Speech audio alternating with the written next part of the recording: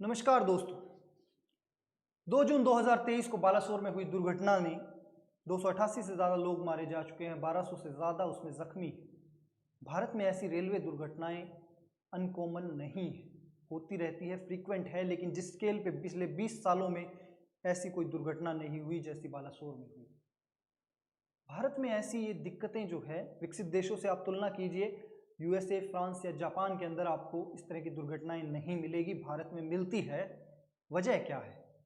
वजह है कुछ आधारभूत, कुछ मूलभूत फंडामेंटल रीजंस। आपको अभी गवर्नमेंट जवाबदेही फिक्स करेगी, किसी न किसी के सिर पे इसका एक तरह से आएगा, ब्लेम आएगा।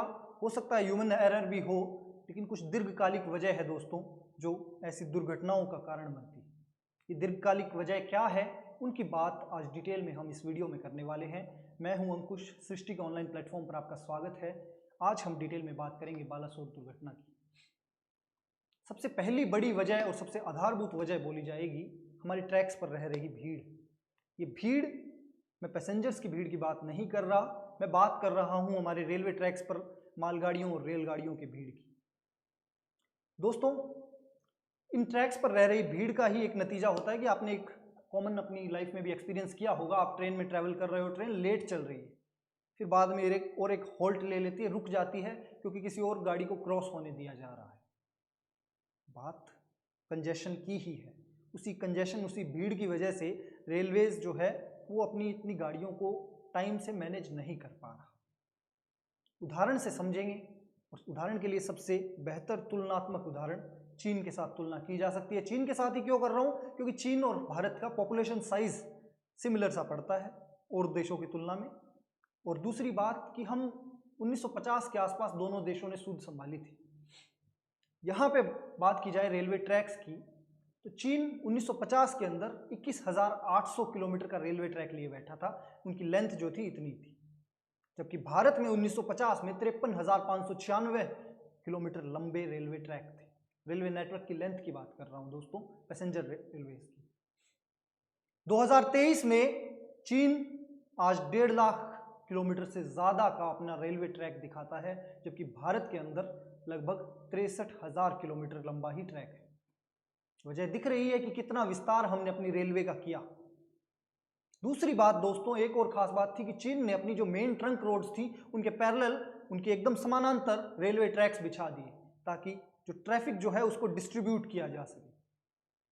ट्रैफिक डिस्ट्रीब्यूशन जरूरी है दोस्तों, आजकल की अर्थव्यवस्थाओं में तो और ज्यादा जरूरी है, क्योंकि मालगाड़ियां या माल का पहुंचना भी बहुत ज्यादा जरूरी है अर्थव्यवस्था में, सप्लाई एंड डिमांड का एक तरह से मेंटेन करने के लिए, एक स्टेटस मेंटेन करने के लिए।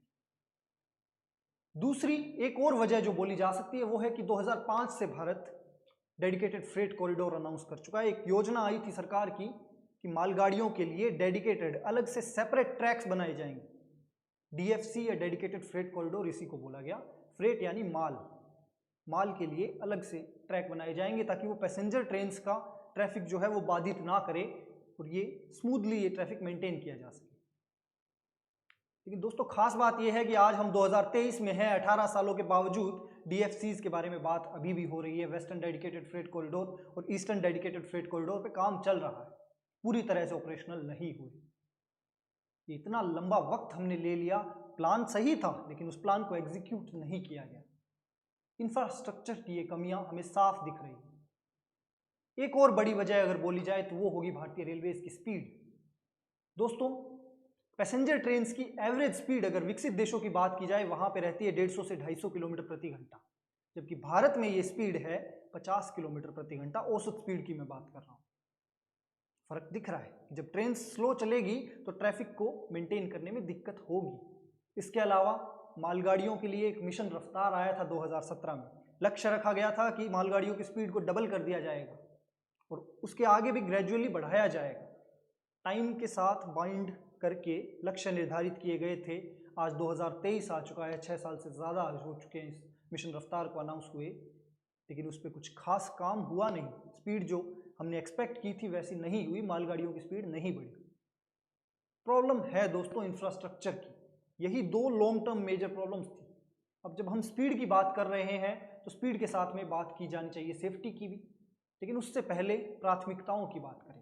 प्राथमिकता, प्रायोरिटीज भारत जैसा देश जिसमें हम लोग जानते हैं कि हमारी समस्याएं जो है दुनिया के और देशों से थोड़ी अलग है, जिन परिस्थितियों में हम आज़ाद हुए और जो संसाधन लेकर हम आज़ाद हुए, जैसी समस्याओं के साथ हमारा सामना हुआ आज़ाद होते ही, दोस्तों हम स्पेशल केस थे और हमारे लिए अपने संसाधनों को एक प्रायोरिटी, प्राथमिकता से, एक ज़रूरत के हिसाब से डिस्ट्रीब्यूट करना बहुत ज़रूरी है, क्योंकि लिमिटेड रिसोर्सेज हैं, संसाधन लिमिटेड है, सीमित है। ऐसे में 2017 में हम अनाउंस कर देते हैं कि हम एक बुलेट ट्रेन चलाएंगे, काम चल रहा है बड़े जोरों शोरों से, मुंबई से अहमदाबाद के बीच में अल्ट्रा हाई स्पीड ट्रेन होगी ये, और इसकी स्पीड रही लगभग 350 किलोमीटर प्रति घंटा से ज़्यादा की स्पीड इसकी अनाउंस की।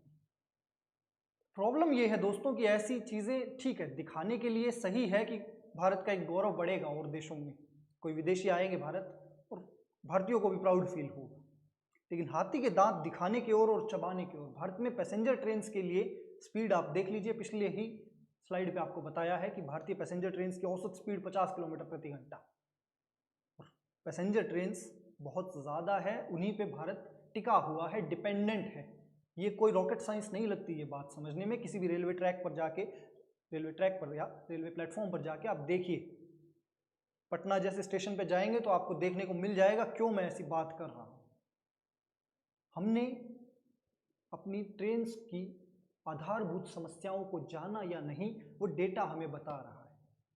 सरकार के तौर पे क्या हम काम कर पाए हैं या नहीं, वो डेटा हमें बता रहा है। स्पीड की बात हमने की, अब मैं सेफ्टी की बात करने वाला हूँ। दोस्तों, अल्ट्रा हाई स्पीड ट्रेन जैसे कि बुलेट ट्रेन जो है, उसके लिए कॉस्ट पड़ रही है 1 लाख करोड़ से ज़्यादा अनऑफिशियल एस्टिमेट्स के अनुसार। लेकिन वही अगर भारत में एक रेलवे सुरक्षा कोष बनाया गया था, बजट में संसद द्वारा अनाउंस किया गया, इसकी 5 साल की इसके लिए जो फंड डिसाइड किए गए वो है 1 लाख करोड़।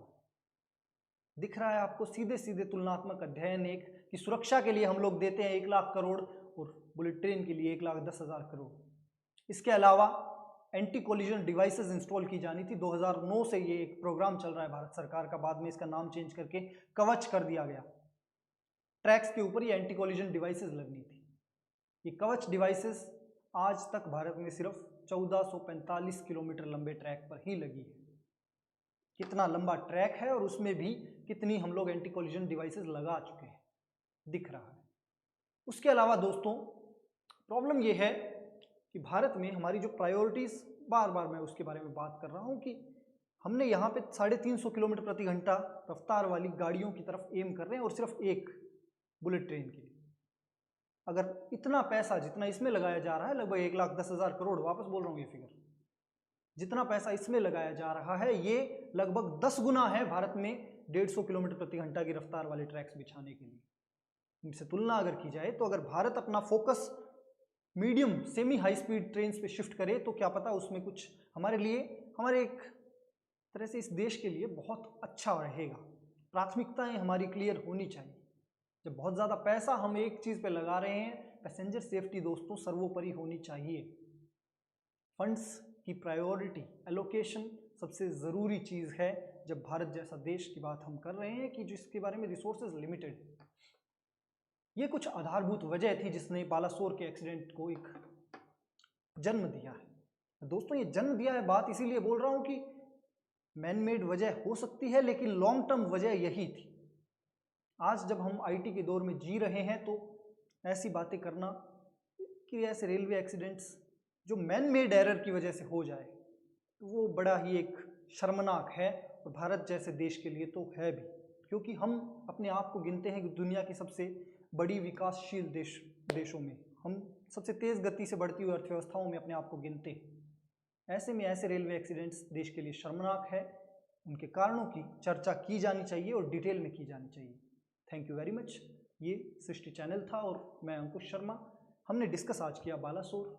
आपका जो भी फीडबैक हो वो आप कमेंट सेक्शन में दीजिए, वीडियो को शेयर कीजिए, थोड़ी अवेयरनेस फैलाई जाए कि हमारे रेलवेज़ की कमियां क्या है। Thank you very much guys.